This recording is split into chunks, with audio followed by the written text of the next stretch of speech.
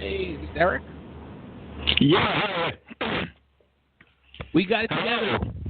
How are you? Yeah. Finally. Oh, I'm good. How are you? I have to apologize for last time. I think the miscommunication was that we have this stupid daylight savings, which put us an additional hour ahead. Right. Well, we're all that matters. Yeah, it really confuses us domestically 2 times a year as well. People showing up late for work and stuff like this.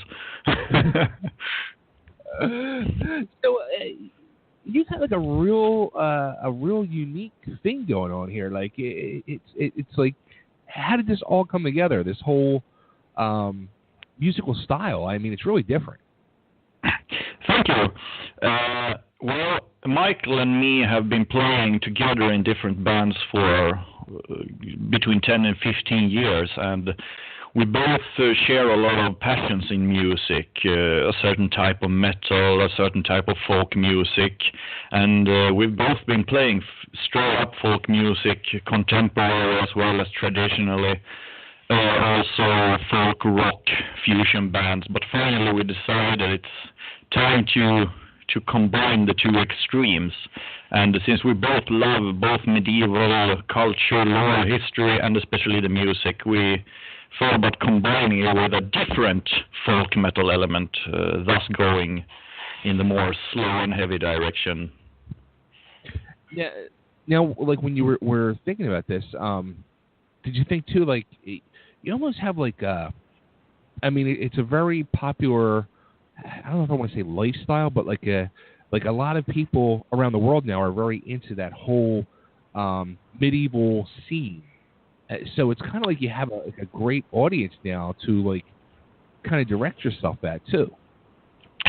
Yeah, the timing is ironically quite good, and it varies greatly here in Europe, though. I mean, Germany and other countries near them, it's huge. You have like medieval fairs in a bunch of cities, like every weekend.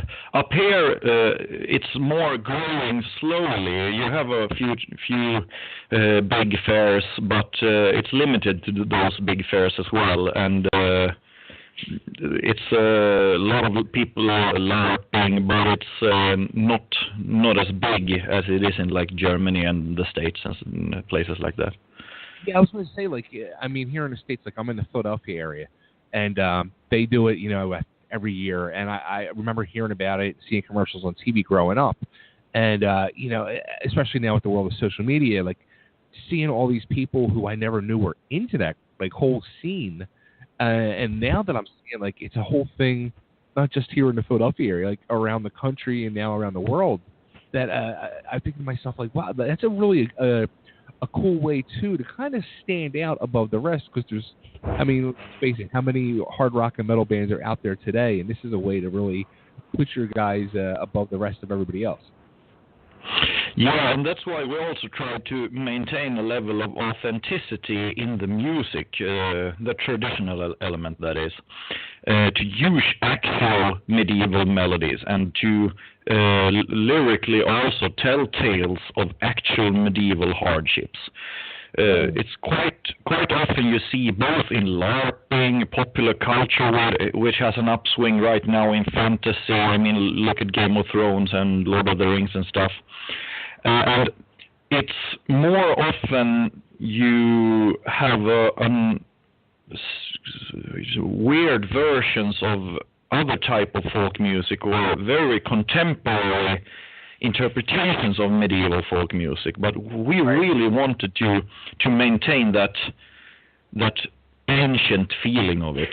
And lyrically, a lot of folk metal bands also use this like post-Manowar glory of battle themes, and we, quite contrary, want to shed some light on nobody liked war. It was horrible, man.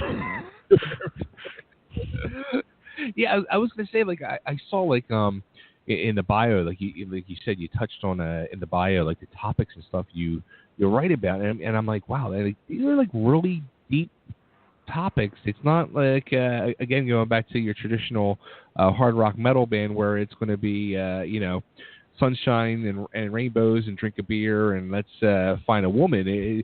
I mean, one of the topics I saw was like self-mutilation. I'm like, this is deep. This is deep stuff. Yeah, and don't get me wrong, I really like those type of bands as well, and I can really enjoy up-tempo, even death metal style folk music, black metal style folk music, and even the drinking theme folk metal, but that's not what we wanted to do.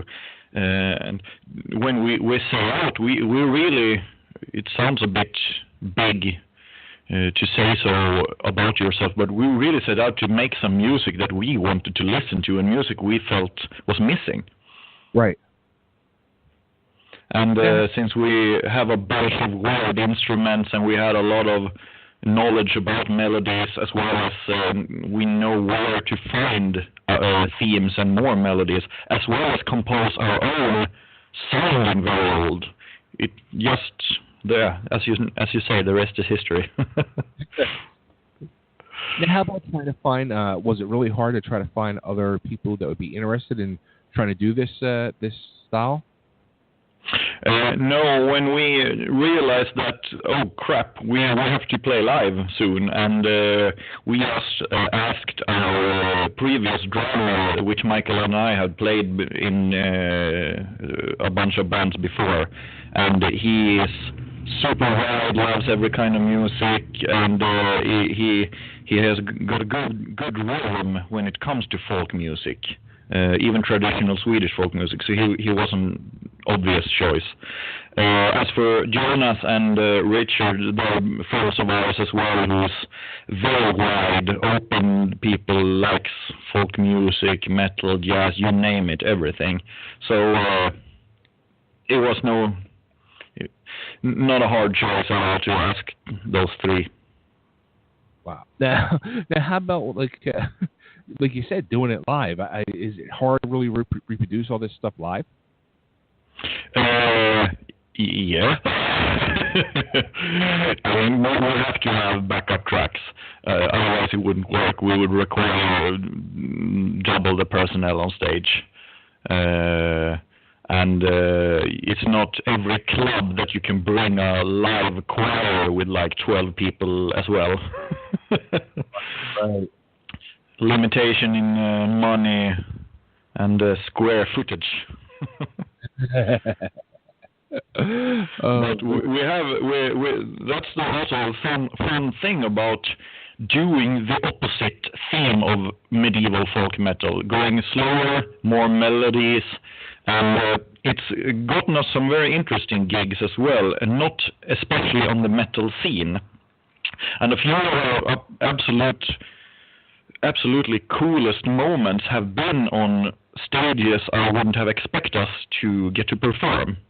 And see also the appreciation of an audience not normally going to metal concerts. That's been quite rewarding and very inspiring. That's cool. Now, like going back to like the whole Renaissance fair and thing like that, did you or have you guys thought about like maybe doing that, like maybe hooking up with like Renaissance fairs and like touring around doing like Renaissance fairs or even the conventions of like Lord of the Rings and stuff like that?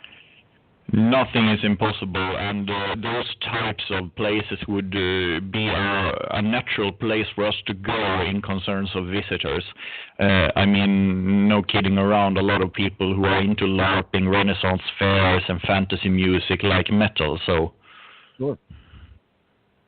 Yeah, I mean, I think that way, because I do like a lot of the like comic book conventions here in the Philadelphia area. I go to a lot of them, and I know... it's kind of a similar audience. You would just have that built-in audience right there, and I think that would be a tremendous way for you guys to find fans and just get together. Yeah, I agree. It's going to be really interesting to see where we have played like 18 months from now. I think both traditional metal scenes as well as a bit different venues will probably be covered.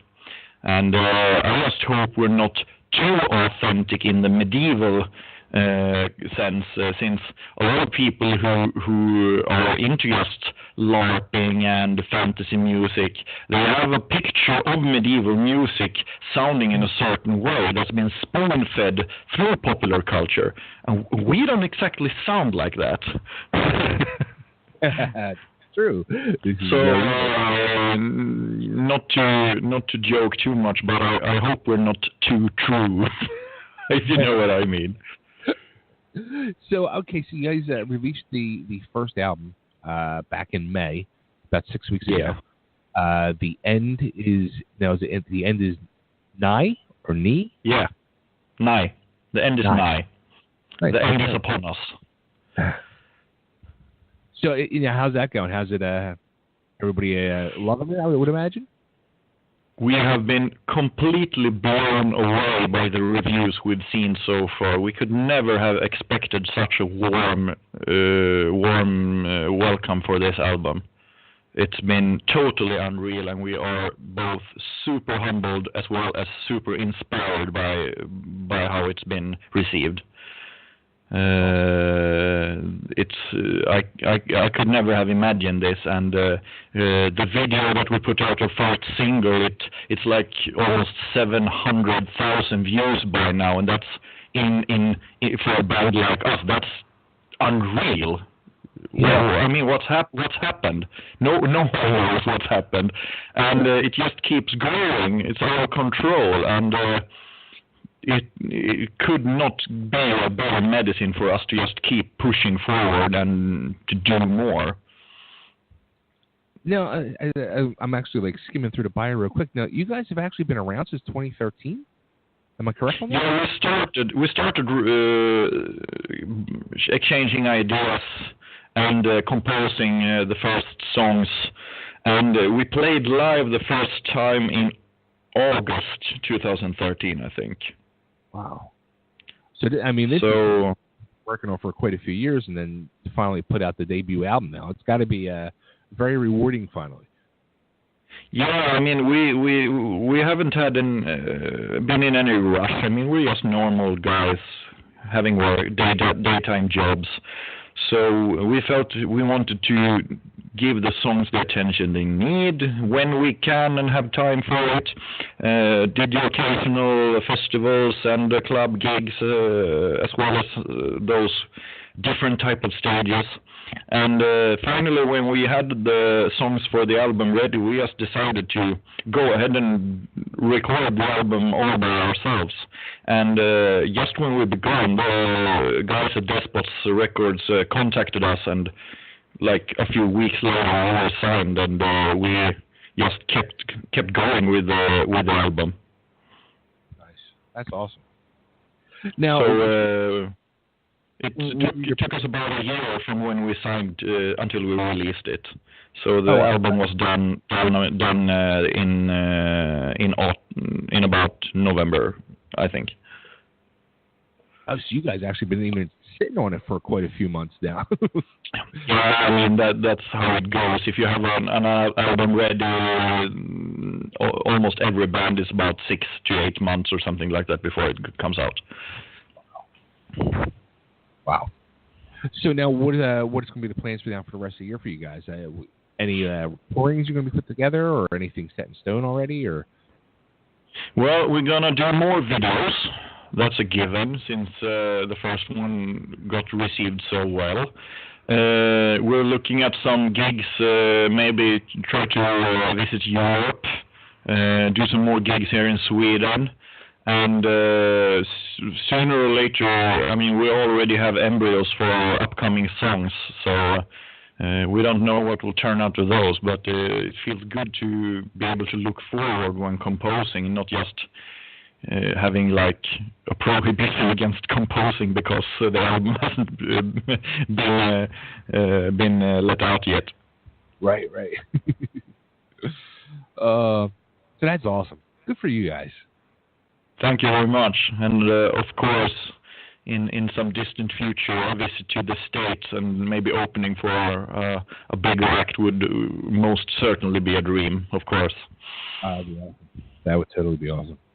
And I got to say, too, like, I'm happy that, like, the whole, like, YouTube, and I a lot of people, bands I talk to, when they're using YouTube, and especially when it works for them, I think it's such an important tool.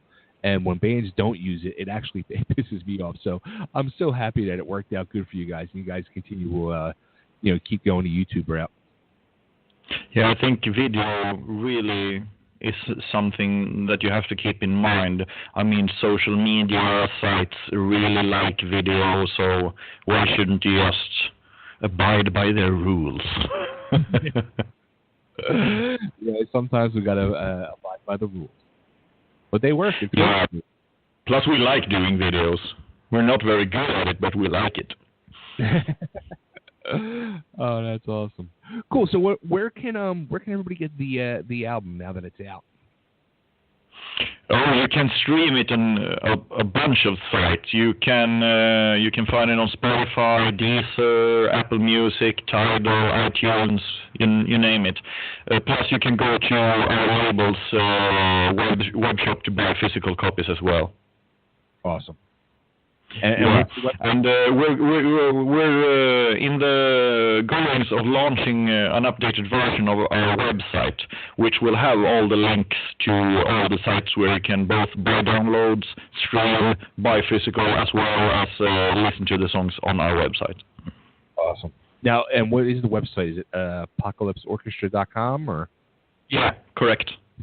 Cool. Very cool. So everybody needs to go there. I'd rather see everybody go there and buy physical copies than stream it off Spotify and whoever and give anybody else the money. Let these guys get the money because they earned it. So that's my 2 cents. Much appreciated. Cool. Erik, I'm happy we got this done finally. So I want to thank you for calling in. Yeah, finally. It's been a hassle to get all the times and daylight savings under control. I hate it. I mean, 6 months of the year, our biological clocks don't work in Sweden. Then during winter, it's back to normal. So I don't know why we do this. We have been doing it for about 35 years now, and everybody hates it. Well, it's accomplished now, so we're good to go on this end. So, again, thank you. Yeah. Thank you for taking your time and getting your interest. It's worth millions to us. Thank you. That's awesome. Thank you.